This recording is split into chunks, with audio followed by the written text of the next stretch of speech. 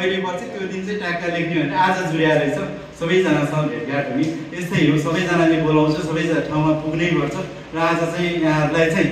यहाँहरूले बनाउँदाखेरि हामी पुगिरहँदाखेरि आज एक दिन चाहिँ आउनुपर्छ है हजुरहरूको कार्यक्रम हामी कुदिरहेछौँ हामीले सकेसम्म हामीले सहयोग गर्ने जमरको प्रयत्न हामीले गरिरहेका छौँ आज एक दिन चाहिँ यहाँको गरिमामै उपस्थित रहनुपर्छ है भनेर जुन निमन्त्रणा गरेका थियौँ सबैजना आइदिनु भयो मलाई यति खुसी लाग्यो कि जसलाई निमन्त्रणा गरेका थियौँ कसैलाई चिठी पत्र काटेका होइनौँ हामीले सबैलाई व्यक्तिगत रूपमै फोन गरेर आइदिनुहोस् है भनेर सबैजना आइदिनु भयो हामी एकदम आभारी छौँ विशेष गरेर bihanimidia.com को तर्फबाट यहाँलाई धेरै धेरै हामी आभार प्रकट गर्न चाहन्छौँ र विशेष गरेर आजको प्रमुख अतिथिज्यू यो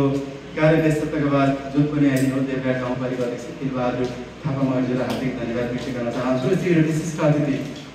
देवघाट गाउँपालिका उपाध्यक्ष भनसिंह गुरुङज्यू जसले एकदमै सहजीकरण गरिदिनु भयो उहाँहरूले पनि भनाइ यहाँ मन्तव्यमा सेड्युलमा हुनुहुन्थ्यो उहाँले सहज स्वीकार्नु भयो मेरो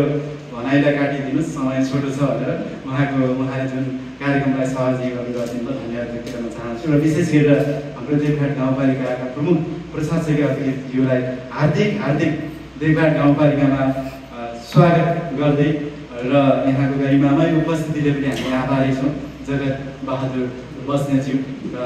यहाँलाई पनि हामी हार्दिक धन्यवाद व्यक्त गर्न चाहन्छौँ र यसै गरेर वडा अध्यक्षज्यूहरूलाई पनि खबर गरेका थियौँ र धेरै आज सबैजना हिजो कुरा भएको थियो कार्यपालिकाको मिटिङ हुँदाखेरि उहाँहरूसँग प्रत्यक्ष कुरा गरेर धेरैजनाको चाहिँ आज वडामा विभिन्न कार्यक्रम रहेको हुनाले धेरैजनाले म्यासेज पठाइराख्नु भएको छ कार्यक्रमको शुभकामना छ है भनेर उहाँहरूप्रति पनि आभारी छौँ र 5 नम्बर वडाका सम्पूर्ण वडा सदस्यज्यूहरू बुद्धिबहादुर पाण्डेज्यू सरस्वती परियारज्यू यस्तै गरी हेमबहादुर मगरज्यू र पार्टीका प्रतिनिधिज्यूहरू हुनुहुन्छ नेकपा एमाले उपाध्यक्षज्यू र यसै गरेर नेपाली काङ्ग्रेसको उपसभापतिज्यू पनि आउनु भएको छ र यसै गरी देवघाट क्षेत्र विकास समितिका कार्यकारी निर्देशक सदन बरालज्यू यहीँ हुनुहुन्छ उहाँ पनि कार्य व्यस्तता हुनुहुन्छ उहाँले पनि सहजीकरण गरिदिनु भयो उहाँको पनि यहाँ मन्तव्य थियो उहाँले सहज स्वीकारेर छोटो गरिदिन्छ है भन्नुभयो सबैजनालाई हामी हार्दिक धन्यवाद व्यक्त गर्न चाहन्छु र यसै गरेर विभिन्न जातीयबाट गर्नुहुने तमु समाजका अध्यक्ष हाम्रो माझ हुनुहुन्छ आदरणीय दाइ जो गाईघाट 4 नम्बर वडाबाट यहाँ प्रतिनिधित्व गरेर आउनु भएको छ उहाँ तमु समाज देवघाट गाउँपालिका स्तरीय जो अध्यक्ष हुनुहुन्छ नरराजलाई यहाँ आभारी छु र यसै गरेर देवघाट मगर सङ्घको अध्यक्षज्यू दाइ पनि आज गाउँ जाने 3 नम्बर वडा जाने कार्यक्रम छ मलाई थाहा छ दाइ खड्का पामिहालेज्यू आभार व्यक्त गर्न चाहन्छु र यसै गरेर सोम सर जो काठमाडौँ शिक्षक आन्दोलनमा जाने कार्यक्रम थियो उहाँको म तपाईँहरूको कार्यक्रम त्यो आन्दोलन छोडेर आउँदैछु है सर किनभने हाम्रो कार्यक्रममा धेरै यहाँको उपस्थिति छ म बरु पछि सार्छु त्यो कार्यक्रम भनेर जुन आभार प्रकट गर्नुभएको छ हामी आभारी छौँ सोम सर र यसै गरेर डाक्टर सुरेन्द्र सर यहाँको पनि कार्य व्यस्तता छ जो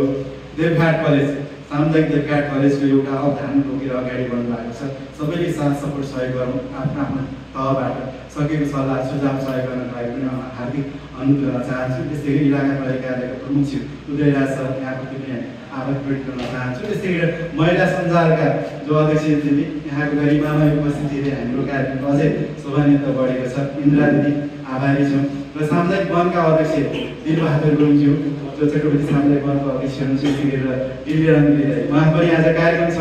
सिटी हलमा मलाई थाहा छ हिजै म एकछिन आउँछु भन्नुभएको थियो आइदिनु भयो धन्यवाद व्यक्त गर्न चाहन्छु र यसै गरेर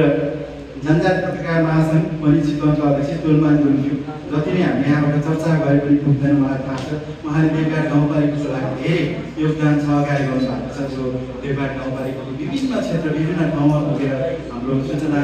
हामीले गरेका गतिविधिलाई बाहिर ल्याइदिनु भएको छ यहाँप्रति पनि आभारी छौँ त्यस्तै गरी कालिकामा समूहका अध्यक्ष आदरणीय नरनारायण बिहारीज्यू त्यस्तै गरी देवघाट गाउँपालिकाका लेखा प्रमुखज्यू आदरणीय शरद बलिया सर हामी आभारी छौँ यहाँको सल्लाह सुझाव हामी पाइरहनेछौँ र यस्तै गरी अन्य अतिथिज्यूहरू हुनुहुन्छ यहाँ सबैको नाम मैले यहाँ लिन सकिनँ सबैप्रति हार्दिक आभार प्रकट गर्दै आजको यस कार्यक्रममा यहाँको गरिमामय उपस्थितिले हाम्रो कार्यक्रम उच्च गरेका हामीले मूल्याङ्कन गरेका छौँ र यहाँको सल्लाह सुझाव आजको यो कार्यक्रम यो रोस्टरबाट यहाँले सल्लाह सुझाव यहाँले दिन जुन समय अभावको कारणले दिन नसके तापनि हामीले प्रत्यक्ष फोन गरेर क्यालेन्डर सबैको हातमा पुगेको छ अर्को वर्ष क्यालेन्डरमा यस्तो गर्नु पऱ्यो मिडिया संस्थाले चाहिँ एउटा यसरी अगाडि बढ्नुहोस् है भनेर हामी सम्पर्क नम्बर पनि छ यहाँहरूको अमूल्य सल्लाह सुझावको पनि हामी अपेक्षित छौँ यहाँको साथ सल्लाह सुझावले नै आज हामी यो स्थानसम्म हामी आइपुगेका छौँ। पक्कै पनि यहाँको अमूल्य सल्लाह सुझाव सदैव रहिरहनेछ भन्ने विश्वास पनि हामीले लिएका छौँ। र अन्त्यमा पुनः प्रमुख अतिथि लगायत सम्पूर्ण